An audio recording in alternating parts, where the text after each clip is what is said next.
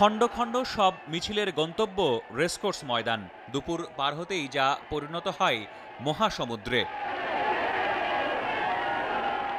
অন্যদিকে ৩২ নম্বরের বাসায় গিয়ে ছাত্র নেতাদের জোরালো দাবি, স্বাধিকার নয়, সরাসরি দিতে হবে স্বাধীনতার ঘোষণা। কিন্তু দুপুরে মার্কিন রাষ্ট্রদূত জোসেফ ফারল্যান্ড শেখ মুজিবকে সাফ জানিয়ে আসেন, স্বাধীনতার ঘোষণা কোনোভাবেই মানবে না যুক্তরাষ্ট্র। ইতিহাসবিদদের মতে এমন জটিল পরিস্থিতি মোকাবেলায় নাইজেরিয়ার বায়োফ্রা অঞ্চলের আন্দোলন সমীকরণই মূলত চিন্তা করছিলেন শেখ মুজিব। বঙ্গবন্ধু যখন ছাত্র নেতাদের শেষ চাপের মুখোমুখি হলেন, তখন তিনি বলেছিলেন, তোরা আমার উপরে এত চাপ দিবি না। শেখ মুজিব জানে কখন কি বলতে হবে, কখন কি করতে হবে। শুধু রেসকোর্সের লাখো জনতা বা পুরো জাতিই নয়, পিন্ডি থেকে ইয়াহিয়া খান, ওয়াশিংটন থেকে নিক্সন কিসিঞ্জার, সবার দৃষ্টি তখন শেখ মুজিবের দিকে। এমন কঠিন অবস্থায় সমঝোতার সব পথ খোলা রেখে চূড়ান্ত আন্দোলনের জন্য জাতিকে প্রস্তুতি নেয়ার আহ্বান জানান বঙ্গবন্ধু।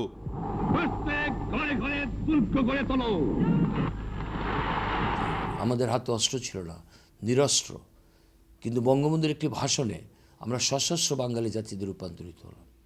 একদিকে স্বাধীনতার ঘোষণা করলেন, আরেকদিকে 4টি শর্ত আরোপ করে সেনাবাহিনী ব্যারাকে নিয়ে যাও, মার্শাল ল প্রত্যাহার করো, নির্বাচিত প্রতিনিধিদের কাছে ক্ষমতা হস্তান্তর করো এবং বিচার বিভাগীয় তদন্ত করো। 4টা শর্ত আরোপ করে তিনি দেখালেন আমি পাকিস্তান ভাঙি নাই। অলিখিত ওই ভাষণের বুদ্ধিদীপ্ত ঘোষণা বিপাকে ফেলে জান্তা সরকারকে। সাংবিধানিক কাঠামো বজায় রাখার প্রতিশ্রুতি থাকায় আন্তর্জাতিক বিশ্বের সমর্থনও চলে আসে শেখ মুজিবের পক্ষে। হাইকোর্টের ছাদে, পিজি হাসপাতাল, এই সব ছাদে তখন তারা মেশিন গান ফিট করে রেখেছে। যে মুহূর্তে বলবে যে আমরা স্বাধীন, আর কোনো অজুহাতটা পেয়ে যাবে তারা। এটা আন্তর্জাতিকভাবে প্রশংসিত হয়েছে, দেশের মানুষ পুরা বুঝেছে যে উনি স্বাধীনতা ঘোষণা করেও কিন্তু ওদের সুযোগ দেন নাই গুলি ছাড়ার। তিনি আরও উল্লেখ করেন, ৭ মার্চের পর আলোচনার নামে ইয়াহিয়া খান কালক্ষেপণ শুরু করলে রেসকোর্স ময়দানের নির্দেশনা মেনেই প্রতিরোধ শুরু হয়েছিল শহর, বন্দর আর গ্রামান্তরে।